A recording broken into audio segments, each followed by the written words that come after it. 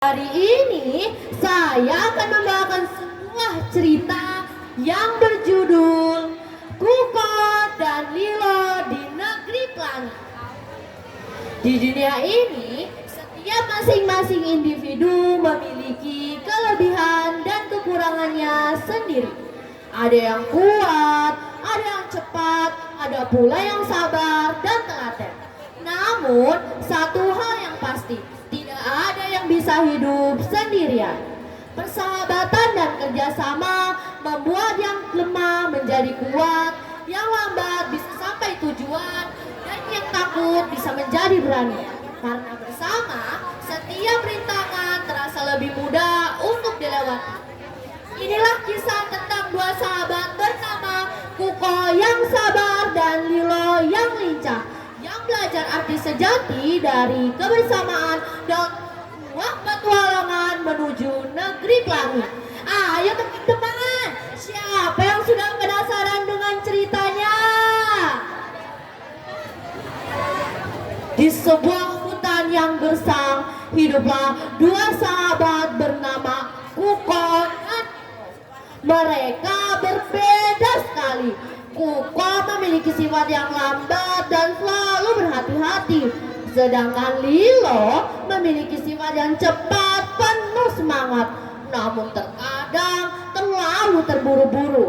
Meski begitu, mereka bersahabat dengan baik. Setiap sore, mereka duduk di tepi pondok rumahnya. Mereka menghadap langit seraya berdoa untuk kemakmuran desanya dan berbincang tentang mimpi dan harapan besar mereka. Suatu hari yang cerah, ketika Kuko dan Lilo terbang di pagi hari, tampak cahaya pelangi yang sangat indah muncul di langit. Namun anehnya, ujung pelangi itu tampak jatuh di balik bukit hutan. Tiba-tiba datang seekor burung kecil berbisik, "Di ujung pelangi itu ada negeri ajaib. Siapapun yang bisa berhasil sampai di sana akan diberi satu permintaan oleh peri penjaga." "Wah, aku akan pergi ke sana sekarang juga. Aku ingin makanan untukku sendiri," kata Lilo melompat kegirangan sambil berlarian. "Kalau aku ingin desa kita aman, damai, dan penuh makanan untuk semuanya," katanya bijak. Mereka pun sepakat untuk berangkat bersama dan tidur lebih awal untuk energi besok. Pagi hari yang cerah, ketika matahari mulai tampak, mereka sudah bangun dan bersiap-siap.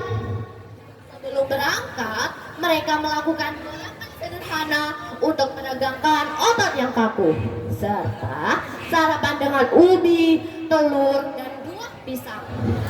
Tak lupa mereka berdoa kepada Tuhan untuk kelancaran perjalanan mereka. Perjalanan pertama membawa mereka ke sungai yang sangat deras.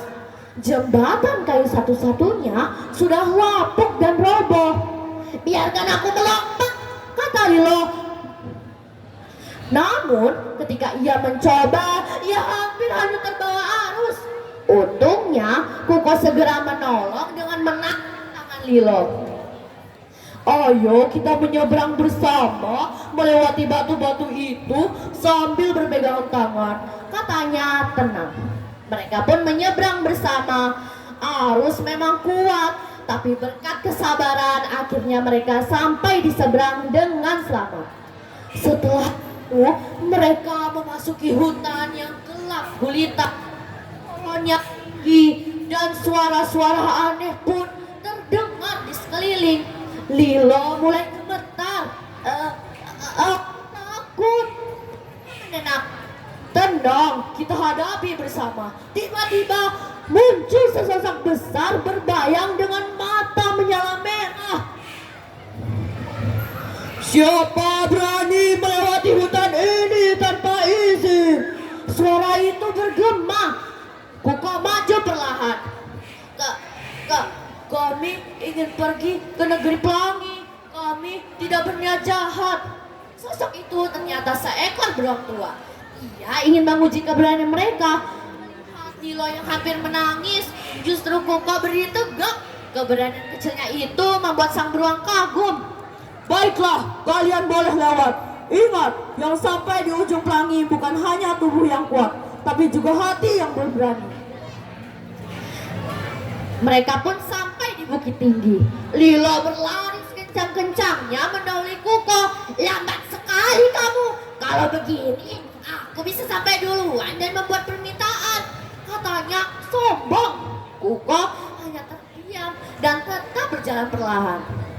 Namun di tengah jalan, Lilo kelelahan dan terjebak di celah batu. Lilo tidak bisa keluar meski sudah berusaha. Kuko yang lambat akhirnya sampai dan membantu mendorong batu itu hingga Lilo terbebas. Lilo terdiam malu. Maafkan aku, Kuko. Aku terlalu terburu-buru dan egois. Kuko hanya tersenyum. Tak apa, kita lebih kuat kalau kita bersama. Akhirnya mereka sampai di ujung pelangi. Taknya berkilau, bunga-bunganya bernyanyi. Di tengahnya berdiri peri pelangi dengan sayap bercahaya. Selamat datang Kuko dan Lilo. Kalian berhasil melewati semua rintangan. Kalian boleh meminta satu permintaan. Lilo terdiam. Awalnya aku ingin segunung makanan untukku sendiri. Namun aku sadar aku ingin seperti Kuko. Aku ingin desa kita aman semuanya. Peri tersenyum bangga. Ia mengayunkan tongkatnya dan seketika desa mereka berubah makin hijau. Sungai jernih, dan sayuran tumbuh melimpah. Sejak hari itu, Kuko dan Lilo dijuluki sebagai pahlawan kecil desa. Mereka tak hanya membawa keajaiban, namun juga pelajaran berharga. Sekian cerita dongeng Fadil kali ini. Sebagai penutup, izinkan saya menyampaikan pantun terlebih dahulu. Jawab dengan cakep ya. Pagi-pagi sudah makan. Tidak lupa berdoa. Terima kasih kuucapkan atas perhatian Dewan Juri dan peserta.